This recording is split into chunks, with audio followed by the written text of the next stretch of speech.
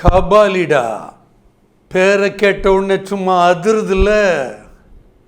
என்னங்க அது, இது வேறு படம் அது வேறு படம் அப்படின்னு ஒரு மாதிரியாக முழிக்கிறீங்க. ரஜினி ஸ்பெஷல் கஷாயம் வித் பாஸ்கியில் தான் நான் உங்களை எப்பயுமே சந்திப்பேன். பட் இது கபாலி வித் பாஸ்கி. அடுத்த வாரம் கபாலி ரிலீஸ் ஆக போகுது, பஸ்ஸுலேயே டிக்கெட் கிடைக்கலாம், அந்த மாதிரி ஃபுல்லாக போகும்னு பேசிக்கிறாங்க. அப்படி இருக்கும்போது நான் உங்களுக்கு ரஜினியை பற்றி சொல்ல வேணாமா? என்னுடைய எக்ஸ்பீரியன்ஸஸ் கபாலி வித் பாஸ்கி.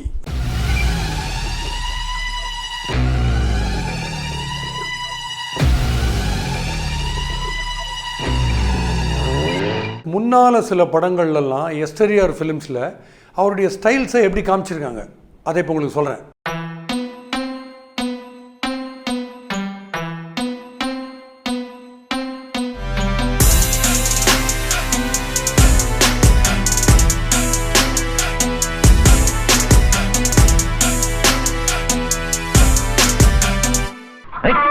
அடி செருப்பா.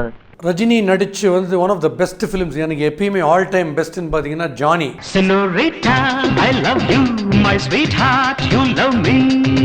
ஜானியில் வந்து crime, sentiment, style, action, acting எல்லாம் இருக்கும். அதில் ஸ்டைல்ஸு பார்த்துருக்கீங்களா, கவனிச்சிருக்கீங்களா? இப்போ அடிக்கடி போடுறாங்க டிவியில். ஒரு பர்டிகுலர் சீன் ஸ்விம்மிங் பூலில் ஒயிட் அண்ட் ஒயிட்டில் அப்படி போவார் ஃபாஸ்ட்டாக, அப்படி போய்ட்டு அப்படி ரைட்டில் அப்படி திரும்புவார், சுருளிராஜன் கூடவே போவார். அந்த சீன் நீங்கள் பாருங்கள், இளையராஜாவுடைய பேக்ரவுண்ட் ஸ்கோரி நீங்கள் ரசிப்பீங்க. அது நடக்கிறதுல இப்படி ஒரு ஸ்டைலிஷாக ஒரு ஸ்விம்மிங் பூலில் நடக்க முடியுமா அப்படின்றத ரஜினியுடைய அந்த சீனில் பார்க்கலாம்.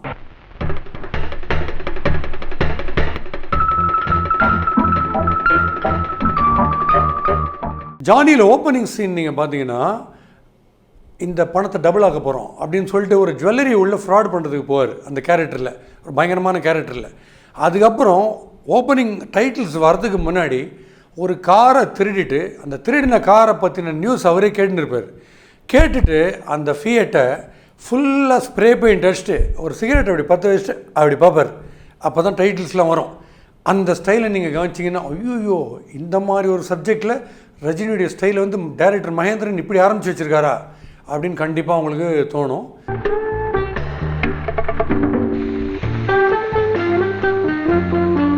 இந்த கூலிங் கிளாஸ் அப்படி ஸ்டைலாக போடுறது வந்து எல்லாருக்குமே ஒரு பாதிப்பு, ஒரு ஹேபிட்டாக போச்சு. அது எங்கன்னா தர்மயுத்தம் படத்தில் வந்து ஆகாய கங்கை பாட்டு இருக்குது, ஒரு தங்கரத்தில் பாட்டுலாம் இருக்குது. அதில் ஸ்ரீதேவியோட அப்புறம் ஒரு சிஸ்டரோடலாம் பாட்டு, அந்த பாட்டு சீனில் லிப் மூமெண்ட் கொடுத்துன்னு இருக்கும்போது டுவர்ட்ஸ் த கேமரா நடந்து வந்துனே இருக்கும்போது அந்த கண்ணாடி அப்படி பண்ணின்னு வந்துனே இருப்பார். உங்கள் ஃபோக்கஸ் பூரா பார்த்தீங்கன்னா அந்த கண்ணாடி அப்படி ஸ்வைட்டர் அப்படின்றத நீங்கள் பார்த்துனே இருப்பீங்க. ஸோ அது ஒன் மோர் ஸ்டைல். அந்த கண்ணாடியை போடுறதுக்கு முன்னாடி என்னெல்லாம் பண்ணணுன்றதுல அதில் ஒரு ஸ்டைலு.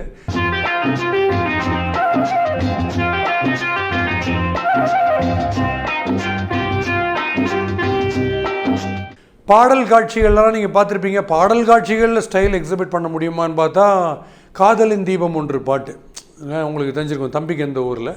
அதில் அவருக்கும் டேரக்டருக்கும் ஒரு சின்ன ஆர்குமெண்ட் இருந்தது, அந்த பாட்டை வச்சுக்கணுமா வேணாமான்னு. ஏன்னா ஜஸ்ட் ஒரு அவுட்டரில் ஒரு பெரிய ஃபாரஸ்ட் ஏரியா மாதிரி இருக்கிறதுல ட்ரீஸுக்கு நடுவில் கேஷ்லாம் நடந்து வர்றார். அது ஒரு டிவி அட்வர்டைஸ்மெண்ட்டில் வேறு அது ஒரு சீனை காமிப்பாங்க, ஒரு டிவி ஆடில், கேட் 1000 நினைக்கிறேன். ஸோ இதை வேணான்னு சொல்லிவிட்டு அந்த டேரக்டர் இன்சிஸ்ட் பண்ணுறாரு ராஜசேகர், இந்த பாட்டு கண்டிப்பாக ஒன்று நீங்கள் நடந்து தான் வரீங்க, நீங்கள் சும்மா ஒரு ஜாலியாக காலேஜ் பையன் மாதிரி ஜாலியாக நடந்து வரீங்க, டக் பண்ணின்னு கேஷுவலாக வரீங்க, அந்த சீன் ஓணுன்னு கேட்டிருக்காரு. அதுக்கப்புறம் அதை போட்டு பார்த்தப்பறம் தான் அது அடிக்ஷன். இந்த பாட்டை பாடினாலே இல்லை, காதலின் தீபம் ஒன்றுன்னு பாட்டு பாடினாலே உங்கள் கண்ணு முன்னாடி, அது ரேடியோவாக இருந்தால் கூட ரஜினி கண்ணு முன்னாடி வருவார். ஸோ அது one more of his styles. காதலின் தீபம் ஒன்று ஏற்றினாளே என் நெஞ்சில். ஸோ இப்படி வந்து நம்ம நிறைய பார்த்துன்னு இருக்கோம். முள்ளும் மலரும்ல ஒரு பர்டிகுலர் சீன் சொல்லணும், டெப்த்து. எல்லாருமே சொல்லுவாங்க பெனிட்ரேட்டிவ் ஐஸ் அப்படின்றதுக்கு ஒரு எக்ஸாம்பிள். திருப்பி டைரக்டர் மகேந்திரனோட இன்டர்வியூக்கு தான் போகிறேன், அதுலேயும் இந்த விஷயத்தை நான் பேசியிருந்தேன். டயலாகுனே போயிட்டு இருக்கிற சினிமாவில் சும்மா விஷுவலாக ஒரு சீன். முள்ளு மலரும்ல பார்த்தீங்கன்னா இவர் பயங்கர அட்டாச்டு ஷோபா கிட்ட, பிகாஸ் சிஸ்டர் கேரக்டர். இந்த சிஸ்டர் கேரக்டருக்கு வந்து ஒரு லவ்வர் சரத்பாபு இவருக்கு பிடிக்கவே பிடிக்காது. ஒரு பர்டிகுலர் சீனில் ரஜினி அண்ணன் கூட வேணான்னு சொல்லிட்டு லவ்வுக்கு முக்கியத்துவம் கொடுத்து அந்த சரத்பாபு ஃபேமிலி மெம்பர்ஸோடு அவங்க நடந்து போயினே இருப்பாங்க. ஒரு பெரிய கிராஸ் லேண்ட் ஒன்று இருக்கும், அதில் வந்து இவர் கேஷுவலாக ஷோலே சஞ்சீவ்குமார் மாதிரி ஒரு ஷாலை போற்றி இப்படி பார்த்துன்னு இருப்பார். ஓஹோ நீ போறியான்ற மாதிரி பார்ப்பார் கண்ணிலே. அப்போ அந்த தங்க கேரக்டர் கம்ப்ளீட்டாக அந்த சரத்பாபு ஃபேமிலி மெம்பர்ஸோட கொஞ்சம் தூரம் நடந்து போயிட்டு கிட்டத்தட்ட ஒரு 1/2 கிலோமீட்டர் நடந்து போயிட்டு உள்ளுக்குள்ளே பக்குன்றது அவங்க ஷோபா கேரக்டருக்கு. அண்ணன் தான் முக்கியம், அண்ணன் தான் முக்கியன்றது. அதை வந்து ரஜினி கண்லேயே உங்களுக்கு தெரியும், இப்படி வச்சுன்னு இப்படி பார்த்துருப்பார். அதை பார்க்கும்போது மேக்னெட் மாதிரி இழுத்து அந்த குரூப்பை விட்டு தொப்பான்னு ஓடி வந்து ஷோபா வந்து அப்படியே ரஜினியை கட்டிப்பாங்க. அண்ணே நீங்கள் தான் எல்லாமேன்ட்டு. அந்த சீன் நீங்கள் பார்த்துட்டு உங்கள் கண்ணில் தண்ணி வருதா இல்லையா நீங்கள் சொல்லுங்கள்.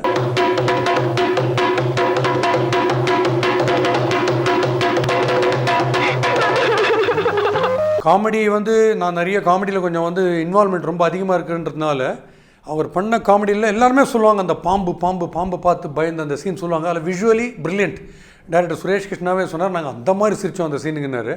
முகத்தோட முகம் இழைத்து பட் எனக்கு வந்து உண்மையிலேயே உயிர் அவர் பண்ண காமெடின்னா தில்லுமுல்லு. தேங்காய் சீனிவாசனுக்கு நான் வந்து ஆர்டன் ஃபேன், வெறியன் தேங்காய் சீனிவாசன் தான். ஆனால் அப்பேற்பட்ட தேங்காய் சீனிவாசனுடைய காமெடி கூட மேட்ச் பண்ணுறதுக்கு ஒரு ஹீரோக்கு என்ன லெவலுக்கு பொட்டன்ஷியல் வேணும். நீங்கள் தில்லுமுல்லு படம் பார்த்தீங்கன்னா ஒவ்வொரு தடவையும் ரஜினி அவர் எக்ஸ்போஸ் பண்ண ட்ரை பண்ணும்போது இந்த சமாளிக்கிற விதம், அந்த பதட்டத்தில் மாட்டின்ட்டு எனக்கு வேணாது, எனக்கு இந்த மீசை எடுத்துகிட்டு மீசையோட இந்த ரோலே வேணாம் அப்படின்னு டெஸ்பரேட் ஆறார் பார்த்தீங்களா. அந்த மாதிரி காமெடி வந்து ரஜினி பண்ணது வந்து ஒரு பெரிய ரெவலேஷனாக இருந்தது. So one more of his talent. அப்பாவுக்கு அப்பாவா, ஆசானுக்கு ஆசானா, தெய்வத்துக்கு தெய்வமா, எனக்கு என் முதலாளி கட்சிட்டாருன்னு. அதனால எங்க அம்மா உங்களை எங்க அப்பா ஸ்தானத்தை வச்சு கூப்பிட்டாங்க சார். அதுக்கப்புறம் பாஷாவில் ஆஃப்கோர்ஸ் எல்லாருக்கும் தெரிஞ்ச அந்த தண்டர் சீன். அந்த சீனில் என்ன டிஃப்ரென்ஸ்னு பார்த்தீங்கன்னா, எனக்கு இன்னொரு பேர் இருக்குது அப்படின்னு அந்த பிரின்சிபல் கிட்ட சேது விநாயகம்கிட்ட போய் பேசுவார் தெரியுமா. அந்த பேசுகிற சீனில் அவர் வந்து Suresh Krishna hats off time ஃபுல்லாக டயலாக் அளவுலேயே அந்த சீனை கொண்டு போயிருக்கலாம். பட் அதை கொண்டு போகாமல் கம்ப்ளீட்டாக கேமரா பேன் பண்ணி அதுக்கப்புறம் அந்த விண்டோ வழியாக நமக்கு அந்த சீனை காமிச்சு வெறும் ஆர்ஆர் பேக்ரவுண்ட் ஸ்கோர்லேயே தான் போகும். பட் இவர் பேச அந்த பிரின்சிபல் கேரக்டருக்கு வந்து எப்படி உடம்புல வேர்க்குது, பதட்டம் எப்படி ஏற்பட்டு எப்படி நட்டிங்கன்னு போய் காலில் ஓடுறார் அப்படின்றத ஸ்க்ரீன் பிளே அளவுலேயே காமிச்சது.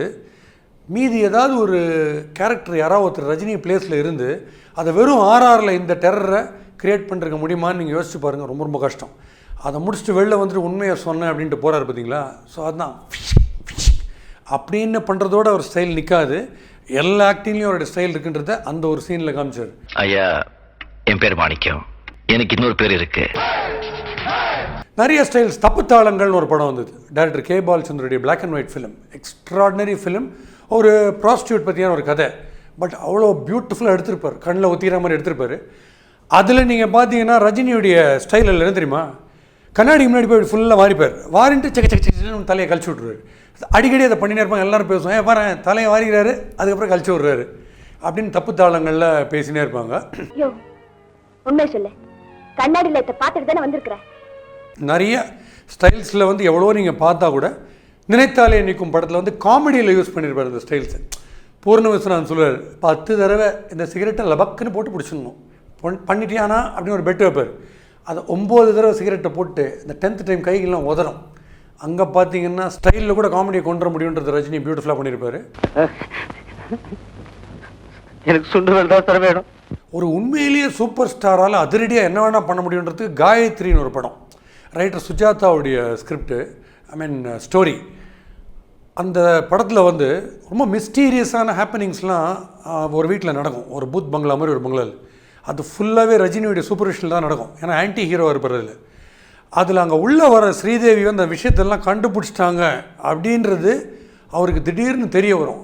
ஸோ அந்த ஒரு நேபாளி கூர்கா ஒருத்தர் இருப்பார் அந்த பங்களாவுக்கு, அவர் அஜாகிரதையாக இருந்துட்டார்னு சொல்லிட்டு சக்கு நடந்து போயிட்டு பலார்னு ஒரு அறை அந்த கூர்காவை அரைஞ்சிட்டு அப்படியே சிகரெட்டை பற்ற வச்சுட்டு ஜாகிரதையார் அப்படின்னு கன்னத்தில் அப்படி தட்டி கொடுத்துட்டு போவார். அப்போ வந்து தியேட்டருக்கு வெளியில் இருக்கிறவங்க கூட விசில் அடிப்பாங்க எழுந்து. அந்த மாதிரி ஒரு ஸ்டைலை காயத்ரியில் காமிச்சிருந்தார்.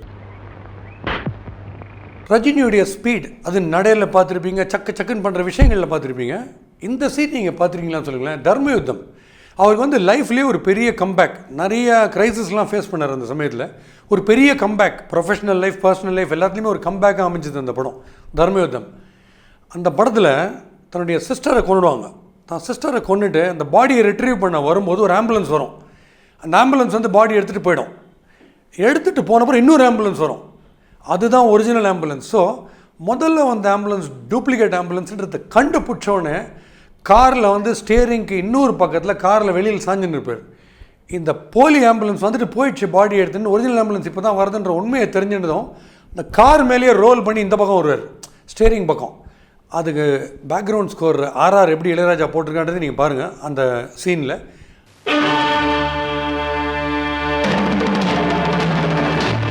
(1975) அபூர்வங்கள் உடனே பெரிய ஃப்ளாஷ்பேக்லாம் நினச்சிக்காதீங்க. அந்த 75 அபூர்வங்கள் நடந்தது பார்த்தீங்களா? அப்போ ஃபார்ச்சுனேட்லி அது எங்கே நடந்ததுன்னா, பாரதிய வித்யா பவன் மயிலாப்பூரில் ஒரு சூப்பரான ஒரு ஸ்கூல் இருக்குது. அந்த ஸ்கூலில் வெங்கடா ஆடிட்டோரியம்னு ஒன்று இருக்குது. அந்த ஆடிட்டோரியம் உள்ளுக்குள்ளே தான் இவர் எங்கள் வீட்டு வாசலில் காரை பார்க் பண்ணி நடந்து போகிறாரு. அப்போ அது தெரியாது, படம் ரிலீஸ் ஆனப்பறம் தான் தெரியும். கடைசி சீன் கூட பார்த்தீங்கன்னா அப்படி சாஞ்சின்னு அப்படியே உயிரை விட்டுருவார் அந்த லாஸ்ட் கிளைமேக்ஸில்.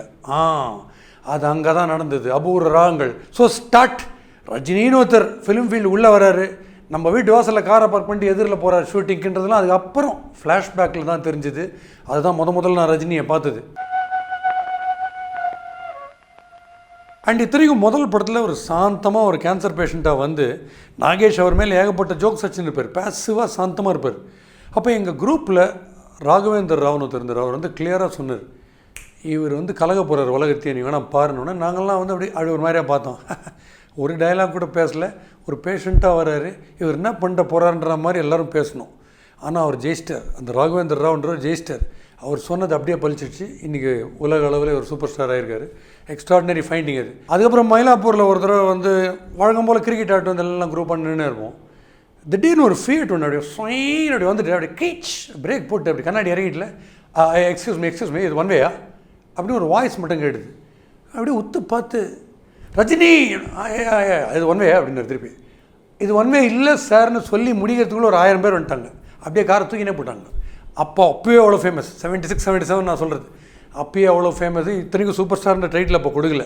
ஸோ இந்த மாதிரி டெரிஃபிக்கான எக்ஸ்பீரியன்ஸஸ். அதுக்கப்புறம் சங்கர் சிவாஜி த பாஸில் வந்து வித்தியாசமான ஆங்கிளில் அவர் வந்து விதவிதமாக அந்த பேரை கேட்டோன்னே சும்மா அதிர்றது இல்லைன்றது ஒரு பயங்கர ஒரு கிட்டத்தட்ட ஜனகணமன அளவுக்கு எல்லாரும் அந்த நேஷ்னல் டைலாகாக போச்சு. அது வந்து பயங்கர ஃபேமஸ் ஆச்சு. யாரா நீ? பராசக்தி ஹீரோடா. சிவாஜி பேரை கேட்ட உடனே சும்மா அதிர்றது இல்லை. இப்படி ரஜினியுடைய க்ரோத் நாம் பார்த்துன்னே இருக்கோம். So coming to Kabali. இப்போ கபாலி எப்படி இருக்க போகுது? பயங்கர ஒரு அந்த காலத்து கபாலின்ற ஒரு ரவுடி வந்து மயிலாப்பூரில் இருந்தாராமே அப்படின்னு நீங்கள் என்ன பார்க்கணும். ஏன்னா நானும் மயிலாப்பூர் வாசி தான். ஸோ மயிலாப்பூரில் 10 வருஷ கபாலின்ற ஒரு ரவுடி கேரக்டரை பற்றி இன்றைக்கும் பேசுகிறாங்க. அவர் எப்படி இருந்தாருன்றது பார்த்து டிஸ்கிரைப் பண்ணி அவர் எந்த அளவுக்கு டெரர்ன்றலாம் நிறைய பேர் சொல்லலை. மந்தவெளின்னா சுந்தரம்னுவாங்க, மயிலாப்பூர்னா கபாலி. இப்படி டெரரான ஒரு ஏரியாவில் அந்த மாதிரி ரவுடி இருந்திருக்காரு. பட் இது அந்த ரவுடி பேஸ்டாக தான் இருக்கும். பேக் ஸ்டோரியில் இவர் வரார், இந்த கேரக்டர் வருது, அதை பேஸ் பண்ணி தான் கபாலி தோட்டம்லாம் வருது. ரஜினி அந்த கேரக்டர் தான் சொல்கிறாங்க. அது எவ்வளோ தூரத்துக்கு உண்மையெல்லாம் தெரியல. மேபி பில்லால் வர அந்த இன்னொரு கேரக்டர் பான்பீடா போட்டு துப்பிட்டு பாட்டு பாடுறதுக்கு பாருங்கள், அந்த மாதிரி கூட இருக்கலாம். ஸோ பட் இதெல்லாமே ஒரு மாதிரி எல்லாம் ஸ்பெக்குலேஷன் தான். ஸோ அந்த டைப் கேரக்டர் ஒன்று. அதுக்கப்புறம் மலேசியாவில் வந்து வேறு ஒரு டான் கேரக்டர் இப்படிலாம் பேசுகிறாங்க. ஸோ நமக்கு ஓவரால் பார்க்கும்போது பில்லா, தளபதி, பாஷா இந்த கேட்டகரியில் இருக்கக்கூடிய பெஸ்ட்டு சீன்ஸ்லாம் வரும் அப்படின்னு சின்னதாக ஒரு யூகம் ஒன்று சொல்லுது.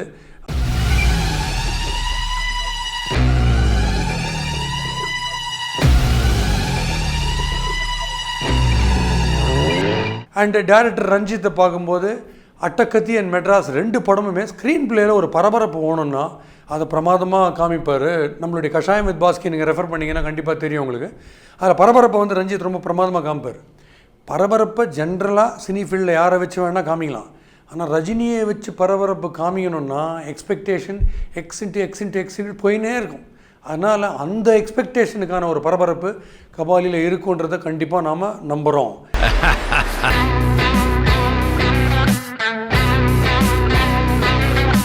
ஃபைனலாக ஒரு பஞ்ச் டைலாகு ரஜினின்னு சொல்லிட்டு நம்ம பஞ்ச் டைலாக் பேசாமல் இருந்தால் எப்படி? ரஜினி கேரக்டர் வந்து உலக அளவில் எல்லாருக்குமே இன்ஸ்பிரேஷன். எஸ்பெஷலி யாருக்காவது காம்ப்ளெக்ஸ் இருக்குன்னா கண்டிப்பாகவே இன்ஸ்பிரேஷன். ஏன்னு சொல்கிறேன், நாம் டார்க்காக இருக்கோம், நாம் டல்லாக இருக்கோம், நாம் வந்து ரொம்ப டவுன் ட்ராடனாக இருக்கோம், லோவர் ஸ்ட்ராட் ஆஃப் சொசைட்டியில் ஒரு வேலை பண்ணியிருக்கோம், நாம் ஒரு கார்பெண்டர், நாம் ஒரு எலக்ட்ரிஷியன், நாம் ஒரு டிரைவர், ஒரு கண்டக்டர், இப்படி ஃபீல் பண்ணுற அத்தனை பேருமே அவர் எப்படி லீப்ஸ் அண்ட் பவுன்ஸ் வந்திருக்கார் கெரியரில் நீங்கள் பார்த்தீங்கன்னா, லைஃப் ஆரம்பிக்கும் போது ஒரு கண்டக்டர் ஆரம்பிச்சுட்டு இன்றைக்கி குளோபலி அக்ளைம்டு சூப்பர் ஸ்டார் அப்படின்னு ஒரு பேர் வாங்கியிருக்காருன்னா அதுக்கு என்ன பஞ்ச் டயலாகுன்னு கேட்குறீங்களா? அன்றைக்கி மக்களுக்கு அவர் விசில் அடிச்சிருந்தார், இன்றைக்கி மக்கள் அவருக்கு விசில் அடிக்கிறாங்க அப்படின்னு நீங்கள் விசில் அடிக்க ஆரம்பிச்சிட்டிங்களே. புரியுது. கபாலி படத்துக்கு கிளம்பிட்டீங்க. பட் ஞாபகம் வச்சுக்கோங்க, பஸ்ஸுலேயே டிக்கெட் கிடைக்கலையும். அது மட்டும் இல்லை, ஏகப்பட்ட தியேட்டர்ஸில் ரிலீஸ் ஆகுது.